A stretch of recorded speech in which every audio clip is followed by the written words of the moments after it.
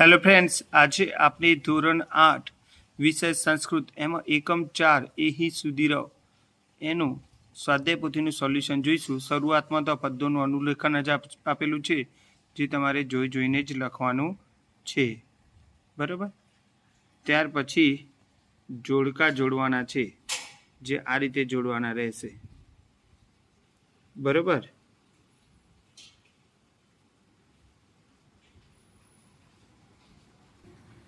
ત્યાર પછી આ ઉદાહરણ 3 આપેલું છે, જેના જવાબ તમારે આ રીતે લખવાના રહેશે, બરાબર।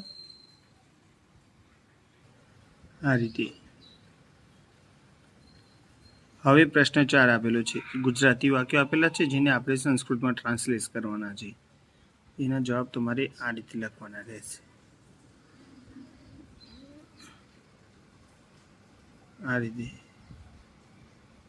બરાબર। ત્યાર પછી પ્રશ્ન 5 આપેલો છે, એના જવાબ તમારે આ રીતે લખવાના રહેશે, સંસ્કૃતમાં જ જવાબ લખવાના છે પ્રશ્નના।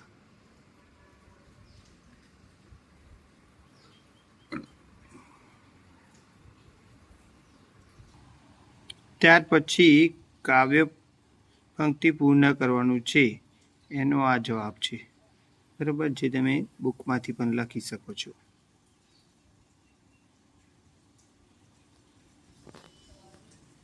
ત્યાર પછી પ્રશ્ન 7માં આ આપણને જે વાક્ય આપેલા છે સંસ્કૃતમાં, એ નીચેના ચિત્ર ઓળખીને એ વાક્ય ચિત્ર નીચે લખવાનું છે। જેમ કે આ પહેલું ચિત્ર આપેલું છે તે એ આવશે, સદા ગુરુન અનુગચ્છામ, બરાબર। બીજું ચિત્ર આવેલું છે આ ખેલનાંગનમ ગચ્છામ, બરાબર। પછી આ ત્યાર પછી એક ચિત્ર આપ્યું છે વિદ્વ વિનાશ ચામમ, એમ ગણપતિ દાદા વાળું, પુષ્પ વાટિકામ ગચ્છામ, અને ત્યાર પછી આપેલું છે આ દેશ હિતાર્થ જીવામ।